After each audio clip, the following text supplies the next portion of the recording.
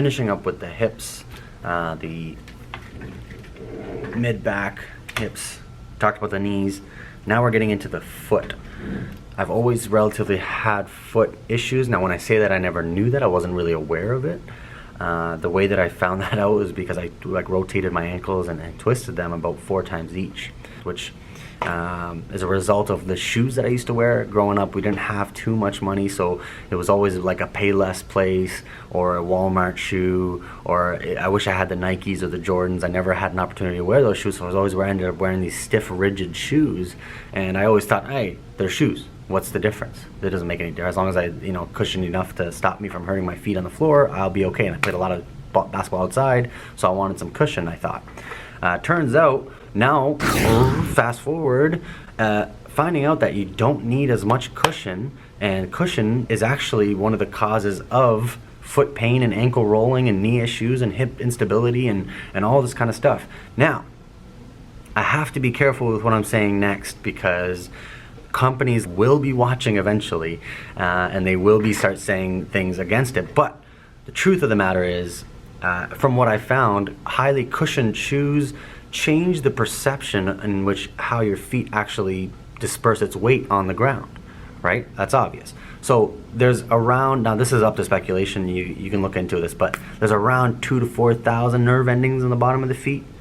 Around that. So not that I know that, not that I've ever seen that, but this is from material that I've heard and read. And if there's that many nerve endings, and there's 33 joints, 26 different bones, and God knows how many muscle there is, you'd think that foot is designed, all right, there's the bones right there. You'd think that this foot is designed to do all these movements. There's a reason why this bone is so movable, this bone is so movable, they're all so individually movable. This one too. All of these, and this is like a whole section by itself. Otherwise, if it was meant to be stuck in a shoe, it would all be one bone. But it's not. So it's meant to be bent and moved, and the space in between is be able to, like next time, anybody that has a baby at home, just take a look at their feet real quick, like a newborn baby. Usually newborns are just sprawled out, and you tickle the bottom of their foot, the bottom of their foot, and they'll end up extending those toes, right? The whole Babinski test, right? So that being said, I wear a lot of toe shoes, Vibram, hashtag Vibram type thing. Like, I love Vibrams. I've been wearing them for about 10 years now, since I was about 19. So I wear them for hikes. When I first started wearing them, I understand why people have foot pain when they transition from normal shoes to toe shoes. It's because the reason that happens is this example right here. Imagine your hand was in a glove for about 20 to 30 years. Now imagine you only use this hand as a wrist joint, right? Eventually, all the muscles intrinsically would be atrophied and weakened. We talked about muscle weakness and what it potentially does for pain. All those would be weakened. Your weight would start to distribute on certain parts of the foot, whether you'll pronate a lot or you'll supinate a lot. You'll transfer your weight to the front, to the back, or all different directions without any actual stability, so your ankle ends up so wobbly and your knee becomes wobbly, and then that turns off the function of the glute. So that's how important it is to actually being able to sit on your feet properly, right? Now that being said, if the hand was like that and it was always compressed like that, this wrist joint would be, first of all, overused, because it would be constantly bending when the foot is actually meant to be doing this. But that wrist joint will just be constantly moving, which is why people end up with plantar fasciitis on the posterior side of the foot, on the bottom side of this foot. Right? All the way down here, that plantar fascia goes all the way up on the bottom, top of the foot, and usually people feel pain right at this point here when it scrapes and rubs, and then it goes all the way and turns into this Achilles tendon, right? Kevin Durant, Achilles tendon, all the way down and into that calf muscle, usually more so into soleus, but the fascias are connected to the whole thing. So you end up just creating so much shear force between this. And remember, when you're wearing shoes, here's normal foot. You're always in this position.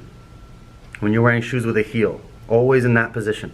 So not only are you rubbing it, but you're shortening this, tensing this, and then rubbing it. So not only is it a neutral position, and then you're actually creating a stretch and a length shorten, stretch and a shorten, which actually adversely helps hydrate that tissue, so that people that have that don't end up with plantar fasciitis. Okay, so going off of what I was explaining, plantar fasciitis, right? So we're talking about how this hooks when that ankle is constantly being moved, right? Now the relationship between how you actually push off that foot and what your hip is doing, what that glute is doing, is actually correlated, which ends up being a knee problem. When we push off, a lot of people ask me, like, okay, well, how are we supposed to push off? Like, there is a method. So if this is your left, this is the left foot, it's supposed to be relatively like lateral, almost lateral side of this ankle, all the way up to the base here, and then across the base of where the toes would be, and then back pushing off that big toe. Now if we don't push off that big toe and we end up pushing off of these, you end up supinating, you end up pronating if you're pushing off, if you're actually rubbing and walking off of this side of the foot, you end up pronating, which your knee ends up becoming this thing called valgus, which ends up stressing the medial meniscus on this side. You can also stress the lateral if you're constantly walking with your knee bowing out that way. Sorry, Johnny, bending in the wrong way. A lot of the times when you have plantar fasciitis, one of the best things you can do, you can stick a lacrosse ball and try to jam it in there. People do water bottles, frozen water bottles, which is all fine, and it works relatively. However, what I really found successful is when you actually work on the fascia of the muscle that goes from the calf muscle, from the Achilles tendon, which is the soleus muscle. And if you find out where the soleus, whatever you want to call it, the soleus muscle is, it's in between here.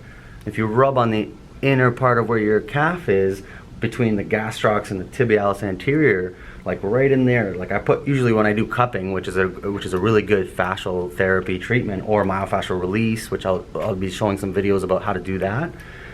Just pin that area down like this, move that ankle around. Find another spot of opportunity. We don't call them problem spots, we call them opportunity spots. So we push into that, create the same type of idea, and move it around, because that whole area just gets stuck. Because if you're dysfunctionally walking, if you're walking in the pattern where your ankle's popping out this way and you're walking on that, this muscle on this side of the ankle is going to be shortened. And you're going to end up with like muscles coming together and like little adhesions starting to happen in that muscle. It's not going to be able to create its elasticity. But then on this side, adversely, it's the same thing. It'll be elongated, it'll be stretched out like we were talking about earlier, and that'll be weakened because it's almost to its limit. So then you end up with stress on the tibialis anterior because it's being pulled on from this way, pulled on from that way. You end up stressing that whole bone and the fascia that's actually surrounding that bone, which, you know, stress fractures end up happening. You end up with just, I had a really hard time with actually jumping growing up. I had just so much power. I felt like I could just jump, but I would jump and I had no base of actual explosiveness. My ankles, it felt like it cut off. I ran so fast towards the net when I was playing basketball or volleyball, and I would try to jump, and I just felt like I would just be almost stopped in my tracks because of the ankle actually has no springiness to it. It's got no jump, right? And that's what plyometrics really helps with. If you don't know what plyometrics is, it's just a way of explosive training. I recommend it for anybody trying to jump, obviously. But you have to train that fast twitch ability, and also that ankle needs to be in proper alignment. If it's like this way, you actually never really develop full strength in that gastroc muscle or the soleus muscle, right? It's just like any other exercise you do, you have to be in proper alignment in order for you to actually get that full muscle activation. And that's actually going to increase your gains. If you're looking to increase gains at the gym, and your form is everything, and feet is one of the huge causes of all these issues. If you look at somebody with low back chronic pain, look at their feet first. Somebody that always has knee issues, look at their feet. You know, what are they wearing on a regular basis? Are you wearing high heels? Obviously high heels, we all know high heel, why that is bad for you, but we know why. You know what I mean? High heels, you're stuck in this position, elongated, shortened constantly, and then you're adding load to it. That's obvious. The question is, how do normal shoes create that similar effect? Right? If you're thinking, oh, a normal shoe's heel would only be this big. Okay, well, if this is normal, right, and I created that just enough, it's just enough over long periods of time, and you're adding incredible amounts of load to that, like long distance running, sports, or whatever. So it's actually impacted as if you're wearing a high heel.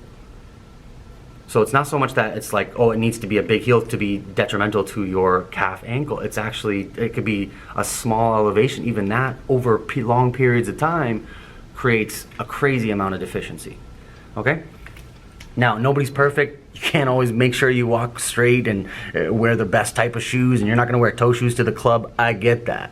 However, it's good to do self-care. And one of those really good self-care activities that I do is I get toe spreaders. You can buy them from a lot of different places. I know girls that do their nails and whatever. They have those nail kind of dividers. You can use that too. Whatever it is, sometimes you just stick your fingers right in between them. Wake up in the morning, stick your fingers right in between your toes and just spread them. That is one way to actually create what we call mobility in the joints, right? So first we need to create mobility in all of these joints. Then we need to create a little bit more mobility here, but also at the same time, you got to create some stability. There's got to be some way that you can actually create that arch again. So we talked about that, right? That arch needs to be happening. And if it's dropping, that knee will cave in. You'll end up with this hip muscle called that gluteus medius, ends up kind of bowing toward this hip, will turn inward, which will stretch out this glute med muscle, which will make it ineffective because it's being stretched out to its limit. But if that ankle kind of stands normally, that knee is actually relative in alignment, that muscle can actually help you push off properly, and nothing will actually cause pain in your low back. So you're asking why low back happens? Look at the feet. You ask why your knee hurts? Look at the feet. Look at the hip. They work together. Ankle mobility is also really dependent on your calf mobility. So when I was a personal trainer, we used to get somebody to do a squat. And if they notice that they do a squat and they kind of bend, so I'll do a demonstration really quickly. It's okay. So let's say I'm here and I'm in the squat and I go down normally. A lot of people, when they go down into that squat, they tend to want to lean. As soon as they get to the bottom position, they want to they lean forward and rock forward. So they'll go down to about here, and then they'll start to rock forward, and then they'll almost fall. And then you tell them to sit back, they want to fall backwards. That's because their shoes are actually lifting up that heel a little bit. Because they can't squat, we end up taking their shoes off and putting little weights underneath their calves, and then they're able to squat perfectly. Which goes to show that that calf muscle needs to be shortened for them to actually create that mobility. But you bring that foot down to the floor and then you tell them to do a squat, that calf is so used to being shortened that it's not even going to create that mobility anymore. So you're not going to have a really good angle. This angle here is not going to be this as what you want. It's not going to be able to go like this. It's going to want to stay like this. Right? So then when you go for a squat, in your squat position, lowest squat position should be a closed ankle position. But because you can't do that, because this muscle on the back side of the calf won't allow that stretch because it's constantly in that shortened position, right?